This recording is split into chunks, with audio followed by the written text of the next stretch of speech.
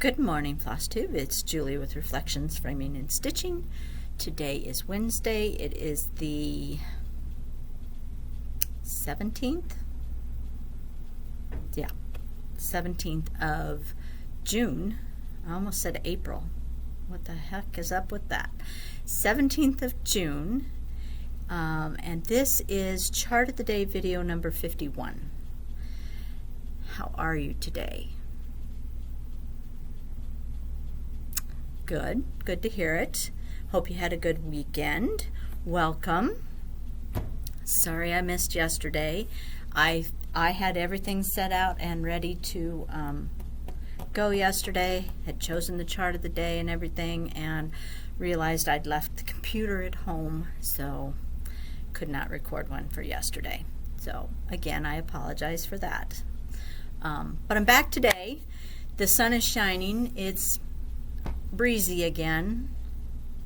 I kind of feel like I'm living back in Wyoming. The wind blew every day when for those 8 years we lived there. And it's always been somewhat windy here in Nebraska, but this June it's been windy. I'm enjoying the heat though, so don't think I'm complaining about the heat. I do like the heat. I could use a smidge more humidity, and my skin would be a lot happier. But I'll take the heat. Love it. Love it, love it. So how was your weekend? Did you get some stitching done? I would say by the comments that we all planned to get stitching done. Hopefully you all actually managed to do it. I really enjoyed reading about what everyone was going to work on or planning to work on. There were a few duplicates, but amazingly people seem to be stitching all kinds of different things. It was fun to read the comments. I hope you all went back and read them too. I ended up working, what did I do? It's hard to think back that far. I think Saturday night I worked on a Chessie and Me. Friday night I worked on Golden Ice. Yeah, Golden Ice. Sunday I worked on Quaker Welcome. Monday night I didn't stitch. And last night I worked on... Oh, I pulled out an old la-di-da that I started about a year ago. And decided it was time to put some love into that one. So I did get some stitching done. I got no cleaning done though. I don't know where the weekend went. I just know it did. It was here and then it went, and no cleaning happened. So such is life. But I did have a good weekend. I hope you did too. Today's chart of the day is one that I have had requests for, but I did not have it in the shop. I had previously had it. It sold out, and I tried ordering it a couple of times and it was back ordered. So I do finally have it. So today's chart of the day is, as requested, Huckleberry Farm from the Blue Flower. It's a beautiful design. I believe the called for fabric is shale. Yep, 36 count shale by Picture This Plus. I think I have it on order, but I haven't received my order of fabric yet, so I don't have any. Stitch count is 252 by 229. Calls for a combination of DMC and Weeks Dye Works, one Gentle Arts, and a Classic Color Works.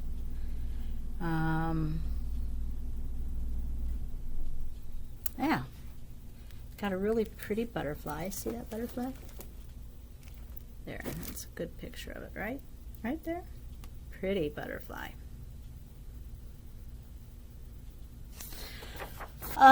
So I pulled the floss,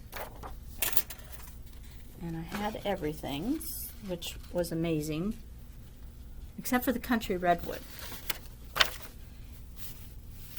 Maybe I don't have that in here. Hold for just a minute. I'll go grab cayenne. Sorry about that. I meant to grab it and I totally forgot. A good substitute if you don't have country redwood, I still prefer country redwood, but if you don't have country redwood, is cayenne, which is over here from Weeks Dye Works. So those are the colors. There's a lot of them. There are a lot of colors in here.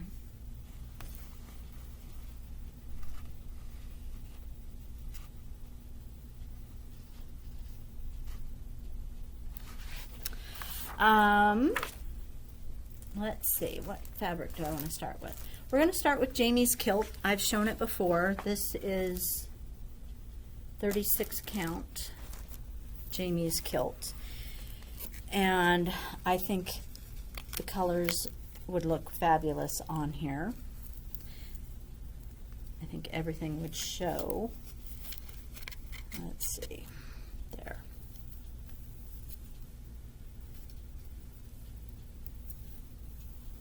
So I think that would be a good choice if you don't have shale.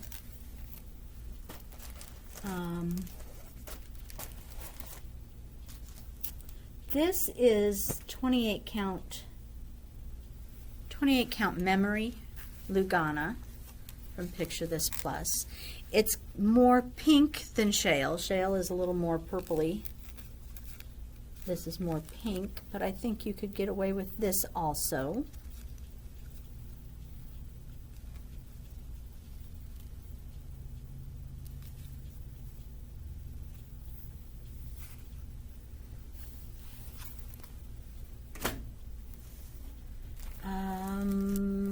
Something a little bit different is Stormy Gray, which is 28 count Jobelin.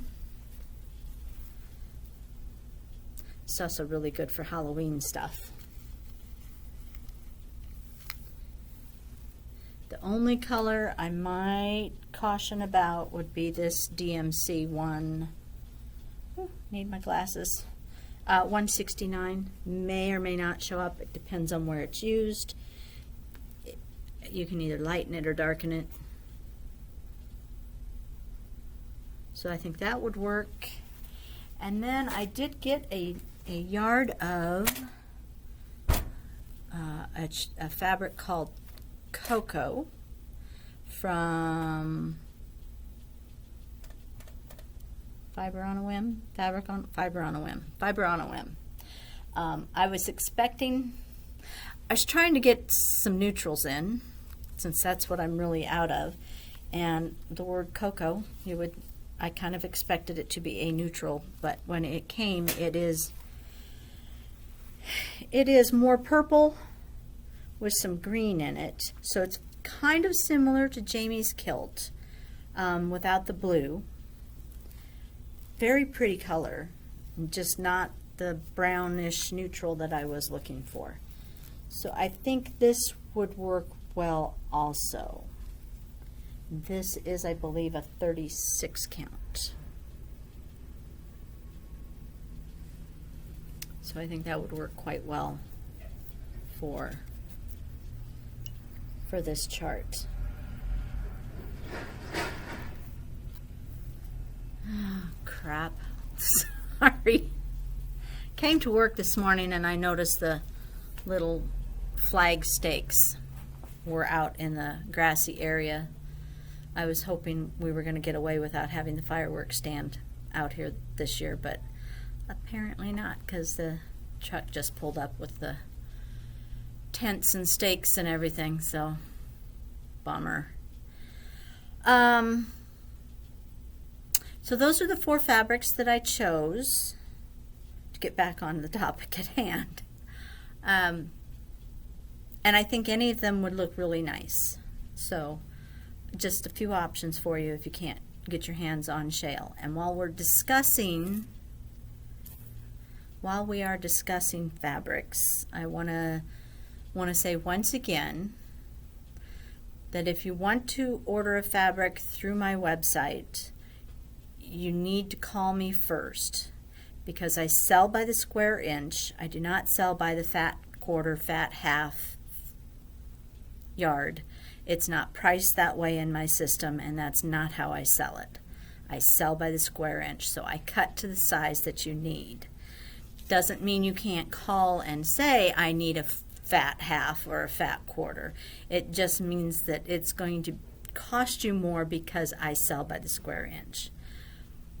So when you go to order on the website, and I'm going to talk further about that in just a minute, but when you go to the website to order, it says right at the top, please contact me before ordering, because I'm not going to know, A, whether that 1,600 square inches that it says I have is in little tiny pieces, or whether it's in a big enough piece for whatever you put in as an amount, and you're not going to know that either. Plus, if you put in, like I've got a lady that ordered over the weekend, and so far she hasn't responded to my email, ordered 400 square inches, but I have no idea what configuration that 400 square inches is supposed to be cut in. So I sent her an email asking for clarification. Hopefully she will respond. But so please call me or email me beforehand. I will tell you what to put into the quantity box, and then you can order it online after I have confirmed that I actually have that size that you need. So just because it says it's in stock does not mean it's all in pieces big enough for what you need, because I do sell by the square inch. And the reason I do that, hold on please. Okay, sorry, mailman. Where was I? Oh, the reason I sell by the square inch, A, my customer base here at the shop prefers to buy just the size that they need. And if you're buying, if you need like a 14 by 19 piece, you're going to end up having to buy like a fat half if you're buying fat half, fat quarter, that kind of thing. So that's one reason. It can save you money if you don't need to have that huge piece and you don't want that leftover little odd piece from buying the standard cuts. The other reason I do it per square inch is because generally speaking people need smaller pieces that way. So if I buy, let's just say I have $100 to spend on linen. I can buy,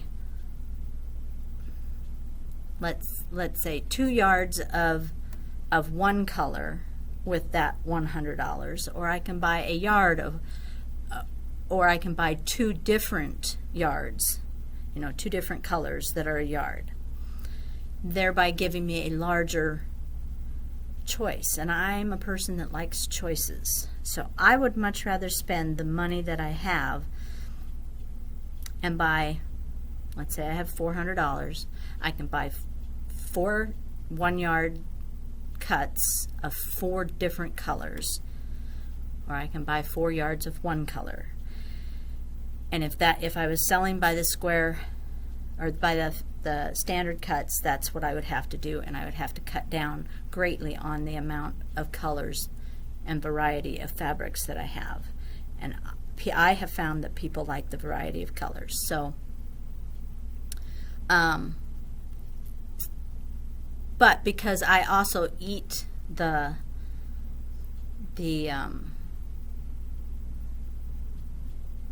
waste, so to speak, when I'm cutting by the square inch, it's a little higher, because I don't eat all of that. I eat part of it, and part of it is passed on to you, the consumer. I'm just keeping it real here. So if you truly need that fat half or that fat quarter, yeah, it's going to be cheaper for you to go ahead and buy it from someone who does that, because I'm still going to sell it by the square inch. But the reasons I do it, I have my reasons for selling it that way. So and that's not going to change, because I like to have choice. So all this to say, if you're gonna order fabric through the website, please call me first so I can tell you whether I actually have it or not. Don't just assume because it says I have it that I have it in the size you need it, because then there's going to be a delay in you getting it. And again, I hope I explained that well. I'm not a good explainer, so okay. Is that all I have to talk about? I think so.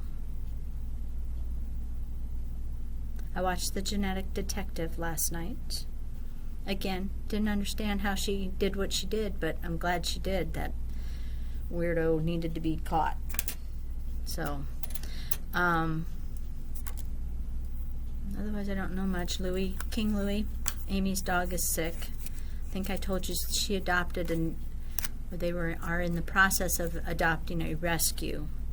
And I thought it was a little odd that the dog had not seen the vet before they showed it to them, which I don't think a reputable rescue place would do that. I think most of the rescues that I have ever dealt with, that dog has been thoroughly vetted by the vet before you even get to see it. But in this case, the dog had not seen the vet, but they chose to adopt her anyway. They started out not letting them bring her home until after she'd had her vet appointment, and then the rescue called them and said, you can go ahead and take her home until we get her in, because it's taking longer to get her into the vet than we anticipated. So they brought her home. She was on an antibiotic for kennel cough, because apparently they just assume that any dog they get in has kennel cough. Anyway, she got sick over this past weekend, and when they called the rescue, they had to bring her back, Charlie back.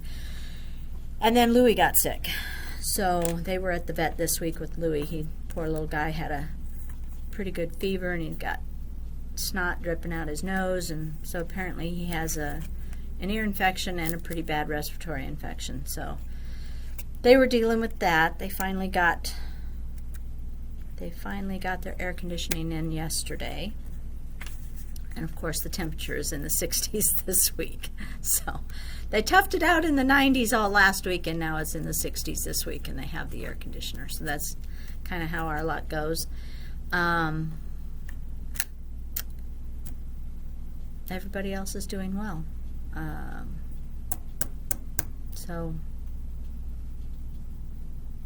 I think that's all I've got. The computer is here, so I will see you tomorrow. You take care until then, and get some stitching done. Bye. Holy crap, Batman, I forgot the question of the day. I would forget this head if it weren't attached to this body. I'm telling you. Question for today, which is still Wednesday, it's still the 17th, is, do you need to stitch a chart as it is charted, like using the fabric the designer has chosen and the floss that the designer has chosen? Or are you okay making substitutions, whether it's because you don't particularly care for what the designer has chosen, or because you can't get your hot little hands on what the designer has chosen? I have several customers who, if they can't have exactly what the designer asks for, they don't stitch it.